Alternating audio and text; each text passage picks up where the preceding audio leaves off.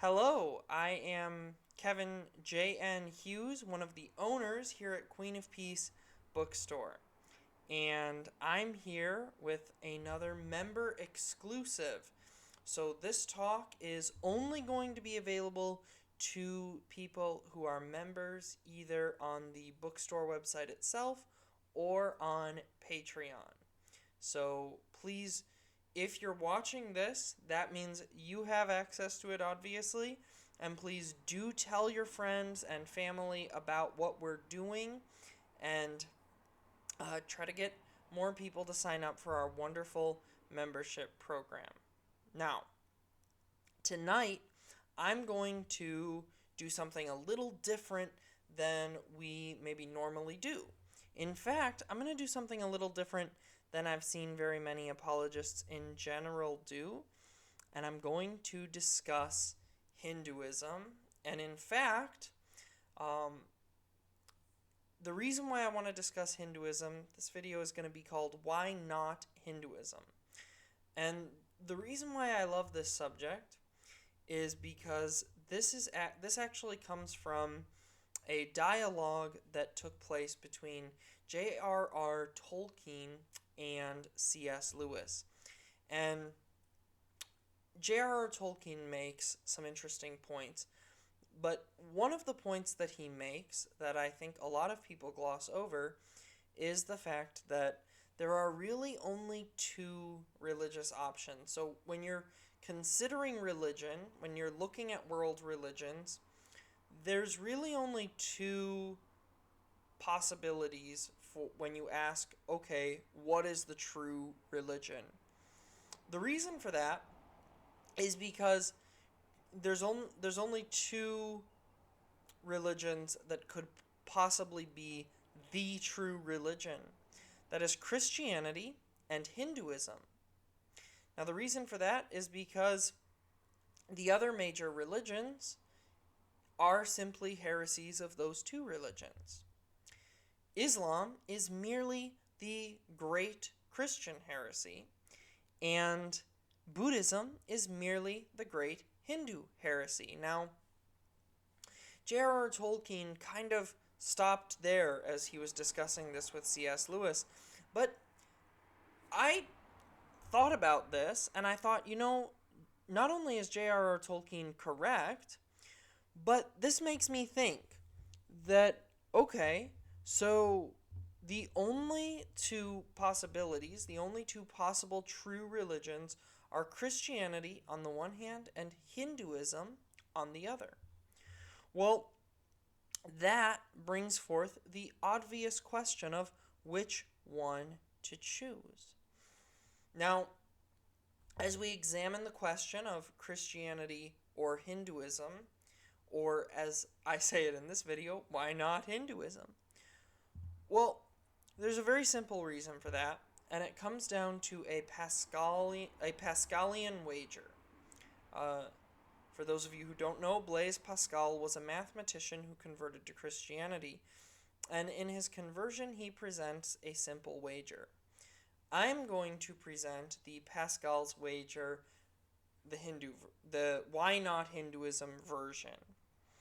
So this Pascalian wager goes something like this.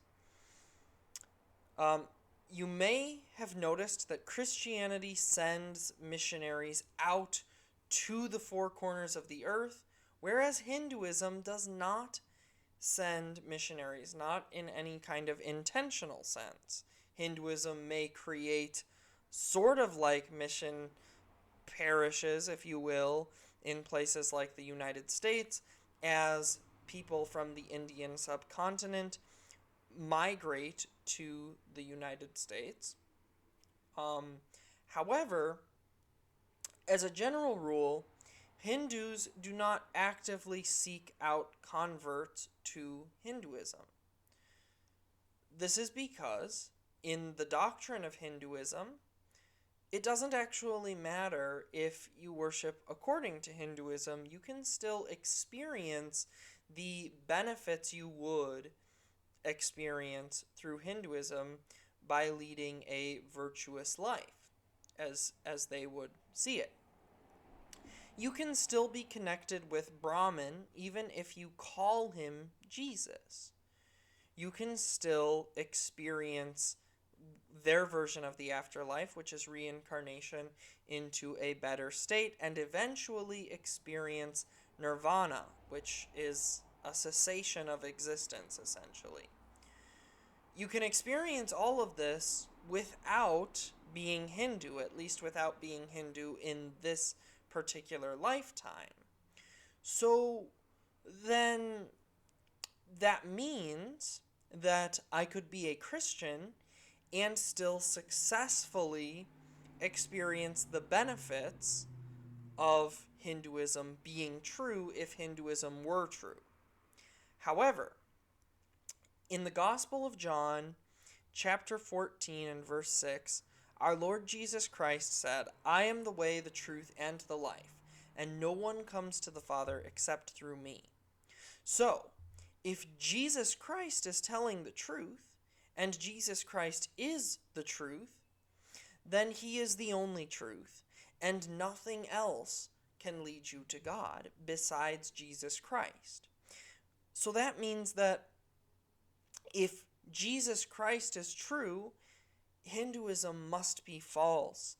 And furthermore, the sacred scriptures teach that those beings, those entities, which are worshipped as gods by non-Christians, are not, in fact, gods, but are demons masquerading as gods. They are the members of what's called the Divine Council, whom God gave the nations over to, and they were supposed to shepherd the nations. This happened after the Tower of Babel incident. I have a video on that on our YouTube channel, and that's a free video. Anyone can watch it. So I recommend that video on the Tower of Babel. But the point is that after the events of the Tower of Babel, Deuteronomy chapter 32 says that God divided the nations according to the sons of God being the members of the Divine Council. When God did this, he gave the nations over to these beings, but unfortunately, these beings were corrupted and became demons. And when they were corrupted, they sought the worship of men, and they became known to men as the gods of the nations. So, in other words, if Christianity is true, if the Bible is true, if Jesus is true, then by practicing Hinduism, you are communing with the demonic and are worshiping demons, no matter how sincere you may be in your Hindu practicing. Practicing the Hindu religion is the worship of demons if Christianity is true. But if Hinduism is true, then I have nothing to lose by being a Christian. If Christianity is true, I have everything to lose by choosing not to be a Christian. Therefore, the Pascal's wager of why not Hinduism leads us to a simple conclusion, and that is that we ought to be Christians. So, to kind of recap, there are only two possible true religions, only two possible answers to the question of what is the true religion, and that is Christianity and Hinduism. This is the case because anything else, any of the other major religions, are simply a heresy of one or the other. So in other words, if I were to become a Buddhist, then why not just become a Hindu and be that which Buddhism points to? If I were to decide to become a Muslim, why not just be a Christian and be the thing that Islam is pointing to, instead of being a heresy of a different religion? Why not just be a part of the religion for which it's a heresy? On the other hand, given those two options, which one ought I to choose? Well, if I set the two up next to each other and give to them an equal footing, assuming I'm a blank slate, and I give the two religions an equal footing at the outset, I would have to conclude that I ought to be a Christian because if Hinduism were true, I don't believe it is, but if it were true and I practice Christianity, I'm good to go. But if Christianity is true and I practice Hinduism, I'm worshiping demons and I'm severing myself from the Christ, the Son of the living God, who is the only way, the truth, and the life. So therefore, I have everything to lose by not being a Christian if Christianity is true, and nothing to lose by not being a Hindu, even if Hinduism is true. Therefore, it only makes all the sense in the world to be a Christian. This is a simple lesson, and hopefully we'll be able to talk a lot more about Hinduism and Christianity, and Islam and Christianity, and Protestantism and Catholicism and Orthodoxy, and all these things. Hopefully we'll be able to do a lot more of that, especially here in the member exclusive section. But I wanted to give you this simple way to sort of take in the landscape of world religions, and as you examine that sort of from that simple perspective, you now have an answer to the question, why not Hinduism?